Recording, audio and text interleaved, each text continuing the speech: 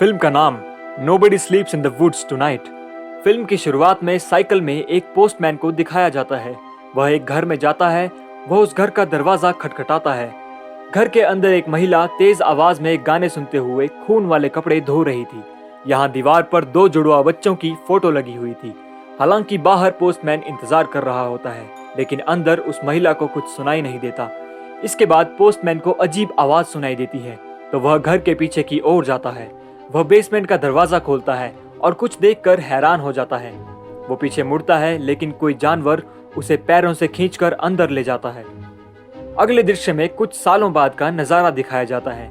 एक बस को कैंप में आता दिखाया जाता है। बस में एक आदमी आता है और वहां बैठे जवान बच्चों से बाहर निकलने के लिए कहता है।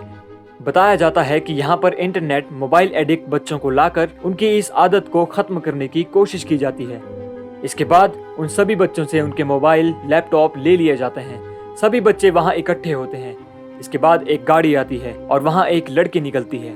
बताया जाता है कि यहाँ 50 बच्चों को लाया गया है। वहीं कैंप का मैनेजर उन बच्चों से बातें करता है और कहता है कि इसे एक हॉलिडे ट्रिप की तरह समझें। आप सभी को इंटरनेट से दूर किया जाएगा। सभी तालियां बजाते हैं। इसके बाद उन बच्चों को अलग अलग ग्रुप में बांट दिया जाता है। सभी रात को आग जलाकर बैठते हैं और ग्रुप का मैनेजर बाकी लोगों के साथ गिटार बजाता और गाना गाता है। वहां कुछ बच्चों को बातें करते हुए दिखाया जाता है। अगले दृश्य में जंगल में उसी पहले वाले घर को दिखाया जाता है। घर के अंदर उस बूढ़ी महिला को दिखाया जाता है। वह उस शैतान के लिए हिरण का शिकार करके उसे बेसमेंट में फेंकने लगती है कि फिसल कर खुद भी अंदर गिर जाती है। वो शैतान उस महिला को भी अपना शिकार बना लेता है। फिर वह सीढ़ियों से बेसमेंट से बाहर निकलने लगता है। कट करके कैंप दिखाया जाता है। कैंप में बच्चे तैयार होने लगते हैं। वहां जोसिया नाम की लड़की को दिखाया जाता है। उसके हाथ में चोट लगी हुई थी। वह रुमाल से उसे बांध रही होती है कि आगे एक फादर को गाड़ी से आते हुए दिखाया जाता है। वह सारे बच्चों के लिए प्रार्थना करने लगता है। फिर सभी बच्चों के फोन वाले बक्सों पर शुद्ध पानी छिड़कता है। फिर जोसिया का ग्रुप दिखाया जाता है। उसमें 3 लड़के और 2 लड़कियां होती हैं। ईजा कहती है कि यह 3 दिन की ट्रैकिंग है और सभी साथ साथ ही रहेंगे। वह सभी अपना सारा सामान लेकर जंगल की ओर निकलने लगते हैं। वहां जोसिया और एक दूसरे लड़के यूलेक को बातें करते हुए दिखाया जाता है। रास्ते में जाते समय उस ग्रुप के 2 लड़के बार्टेक और डैनियल में बहस हो जाती है और उनकी लड़ाई हो जाती है। डैनियल उसे धक्का देकर नीचे गिरा देता है, जिससे उसे चोट लग जाती है। ईजा वहां पर आती है और उसकी मदद करने लगती है। वह उसकी टांग में स्प्रे करके पट्टी बांधती है। वहां यूलेक की नजर मरे हुए हिरण पर पड़ती है। वह उसे देखकर चिल्लाने लगता है। फिर सभी वहां पर पहुंच जाते हैं। ग्रुप की लीडर कहती है कि ये किसी जानवर का काम नहीं है। कोई जानवर हिरण को इतने बुरे तरीके से नहीं मार सकता। अचानक जोसिया को अजीब आवाज सुनाई देती है। वह दूसरी ओर जाने लगती है। वहां उसे पेड़ के पास किसी का हाथ दिखाई देता है। फिर वे वहां से निकल जाते हैं। वे एक जगह रुककर अपना टेंट लगाने लगते हैं। अगले दृश्य में रात को सभी आग जलाकर बैठते हैं और बातें करते हैं। ग्रुप की लीडर बच्चों से पूछती है कि तुम लोग किस वजह से यहाँ आए हो। यूलेक बताता है कि मैं YouTube में नंबर 1 गेमर था। मेरे चैनल के 1 मिलियन फॉलोअर्स थे। मैंने इसकी वजह से स्कूल जाना छोड़ दिया, जिसकी वजह से मेरे माता पिता परेशान थे और उन्होंने मुझे इस कैंप में भेज दिया। अचानक उनके कैंप के पास से जंगली लोमड़ी गुजरती है, जिसे देखकर सभी डर जाते हैं। इसके बाद वे उसे वहां से भगा देते हैं। एक लड़का पूल के पास बैठकर स्मोक करने लगता है। वहां उसके पास एनीलिया आ जाती है। दोनों स्मोक करते हुए बातें करने लगते हैं। फिर वो वहां से चली जाती है, जबकि डैनियल अपना मोबाइल फोन निकालता है, जो कि उसने छुपाया हुआ था। तभी वहां पर शैतान आ जाता है और उसे बुरी तरह से मार देता है। अगली सुबह जोसिया एक सपना देखते हुए नींद से जागती है। वह सपने में देखती है कि वह अपने परिवार के साथ गाड़ी में कहीं जा रही होती है और सभी बहुत खुश हैं। फिर उसकी माँ सेल्फी लेने लगती है, जिससे उसके पिता का ध्यान गाड़ी चलाने से हट जाता है और उनका एक्सीडेंट हो जाता है। उधर सभी ट्रैकिंग के लिए तैयार होने लगते हैं, जबकि डैनियल अभी भी नहीं आया था। सभी पूछ रहे थे कि वह कहाँ है। एनीलिया बताती है कि मैंने उसे नदी के पास देखा था। वे चारों नदी के पास जाते हैं। वहां जोसिया को एक पेड़ पर खून का निशान मिलता है। वे उसे ढूंढने की कोशिश करते हैं, लेकिन वहां वह कहीं नहीं मिलता। फिर ग्रुप की लीडर ईजा जोसिया और यूलेक के साथ उसे ढूंढने के लिए निकलती है, जबकि एनीलिया और बार्टेक वहीं पर रुकते हैं। वे तीनों एक घर में पहुंचते हैं। अंदर जाकर वे बेसमेंट खोलते हैं, जहां बहुत बदबू आ रही होती है। वे बेसमेंट के अंदर जाते हैं कि वहां पर उन्हें डैनियल की लाश मिलती है। वे सभी बहुत डर जाते हैं और उसी समय वहां पर शैतान आ जाता है। ईजा जोसिया और यूलेक को पीछे के रास्ते से बाहर निकालती है। इसके बाद डैनियल का फोन बजने लगता है और वहां पर शैतान आ जाता है। वह ईजा को मारकर उसका सिर बाहर फेंक देता है, जिससे बाहर खड़े जोसिया और यूलेक डर जाते हैं और फिर वे दोनों वहां से भाग जाते हैं। उधर एनीलिया और बार्टेक आपस में बातें कर रहे होते हैं। बार्टेक बताता है कि मैंने अपनी लाइफ में काफी उल्टे काम किए हैं। वे दोनों बातें करते हैं कि पीछे से वह शैतान आकर एनीलिया के सिर में एक रॉड घुसा देता है, जिससे उसकी वहीं पर मौत हो जाती है। वह उसे रोड से उठाकर नीचे फेंक देता है। ये देखकर बार्टेक डर से वहां से भाग जाता है। वहां से भागते हुए वह एक चर्च में पहुंचता है। वहां वह उसी फादर से मिलता है और उसे सारी बात बताता है, लेकिन फादर उसकी बात का यकीन नहीं करते। वह पीछे मुड़ते हुए उसके सिर पर रॉड से मारकर उसे बेहोश कर देता है। बाद में उसे कुर्सी से बंधा हुआ दिखाया जाता है।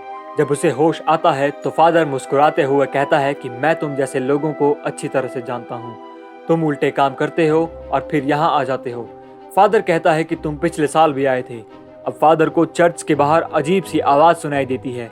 वह बाहर जाता है कि वह शैतान फादर पर हमला कर देता है और उसकी आंखें नोच डालता है। वह फादर को एक ग्राइंडिंग मशीन में डालता है, जिससे उसकी मौत हो जाती है।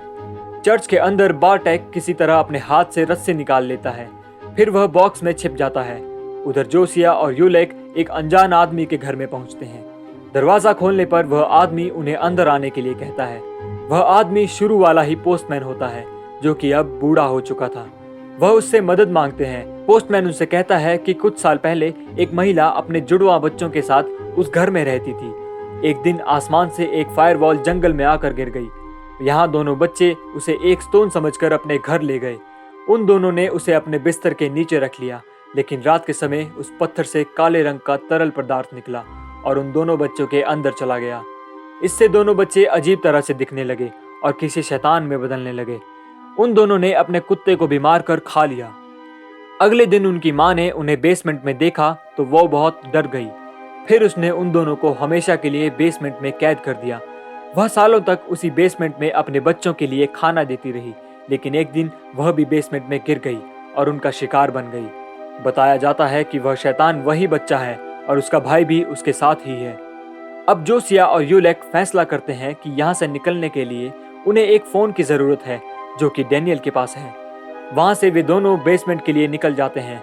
वहां पहुंचकर जोसिया यूलेक को बाहर रुकने के लिए कहती है और उसे एक चाकू देती है। अब जोसिया बेसमेंट के अंदर जाती है और डैनियल की लाश से मोबाइल निकाल लेती है कि तभी वहां पर शैतान आ जाता है। वह भागने की कोशिश करती है, लेकिन वो शैतान उसे टांगों से खींचकर अंदर ले जाता है।